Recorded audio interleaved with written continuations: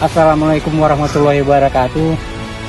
Saya sebagai masyarakat Kabupaten Aja Singkil, khususnya Kabupaten Suro, sangat berterima kasih kepada Pak Presiden kita atau Presiden kami, Prabowo Subianto, yang telah membuat jembatan untuk mengakses hasil-hasil perkebunan kami, pertanian kami untuk dijual ke pasar.